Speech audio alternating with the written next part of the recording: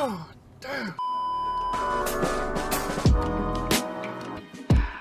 Hey guys, I hope you're all having a great day, and today's video is going to be all about nerfs and buffs that we can be expecting in the future. First, I'll quickly go over one legend that I do believe will get some changes, and after that I'll be talking about two weapons that I do believe will be getting a nerf in the future. And of course, these judgments are being made based on a lot of previous patterns that we have seen occur over and over again in Apex. So let's quickly go over the legend. I'm sure some of you may have noticed this as well, but despite Mad Maggie being the Season 12 legend, she really isn't that popular. I mean, if we go ahead and look at her pick rate, it is pretty freaking low. With that being said, Respawn does tend to buff and nerf legends based on their pick rates in a lot of different cases, and since Mad Maggie's pick rate is surprisingly low, despite her having a pretty powerful kit in my opinion, there might be some small tweaks and changes that Respawn might be making to Mad Maggie in the near future. When it comes to changes, I really don't think her passive or her tactical abilities will be affected, as her passive abilities are already pretty solid, especially since she also has wall hacks. Well, it's always going to be a powerful tool. Of course, as you saw in the intro, it is quite easy to simply dodge her tactical, but when we're talking about endgame circles, especially in high levels of ranked, where there's still 6 or 7 squads left in a tiny circle, well, whichever cover that squad is hiding behind, Mad Maggie's tactical is still going to be coming in very useful. So with that being said, I do think that if Respawn were to buff either her passive or her tactical, it might make her a little bit too powerful. So that leaves us with the ultimate ability. Right now, the ultimate really doesn't do a lot of damage, but I don't see it doing too much damage as well. They might be tweaking it a little bit with the damage, but I'm thinking more towards the path of the ultimate being a mobility item. So I'm thinking perhaps in the future, Respawn might make the ultimate bounce a little further, which allows your team to push farther with her ultimate, making her an even more aggressive legend. If you're a Maggie main and you have suggestions yourself, please let me know in the comments below. Now anyways, let's move on to the weapons for today's video. First of all, I've seen a ton of people talk about the Mozambique and how it's really powerful in arenas mode. When it comes to the Mozambique, it really isn't super powerful if you're playing in Battle Royale. However, in a game mode like Arenas mode, it is quite powerful, especially since it isn't too expensive to buy a fully kitted Mozambique and you can get it quite early on. With that being said, any nerfs that might be coming to the Mozambique will most likely be in the form of price changes in Arenas mode. Now moving on to the final weapon of today's video, we're going to be talking about the Car SMG. Overall, I do think the Car SMG is a better weapon than the R99, and I do think that this is once again one of the weapons that gets underappreciated. Perhaps it's the recoil of the weapon that is throwing a lot of people off, as this gun does have quite a bit of recoil, but with a bit of practice and experience, this gun becomes a deadly weapon. It has more damage per magazine than the R99, it's extremely versatile with its attachments. In fact, close range, I would say that the Car SMG is a little bit too powerful. With that being said, I wouldn't be too surprised if Respawn makes some changes to the Car SMG once it becomes more popular as a weapon. We can take note of the same sort of thing happening in the past when it comes to the EVA 8 and the LStar. These two weapons were already very satisfactory, and actually I'd say the EVA 8 was already pretty powerful, it's just that it never really got the attention it deserved. And then of course when the EVA 8 finally got popular, people realized just how overpowered this weapon really is. The same goes for the LStar. It really was a decent weapon already, but then because of its lack of popularity, Respawn ended up buffing it, allowing it to have barrel stabilizers and extended energy mags, and this simply pushed it over the top. The LStar became one of the most overpowered weapons in the game for quite a while. Of course, Respawn ended up having to put a bunch of nerfs on the LStar, but eventually it got more balanced. I do think the Car SMG is in a similar state to this, where once it gets super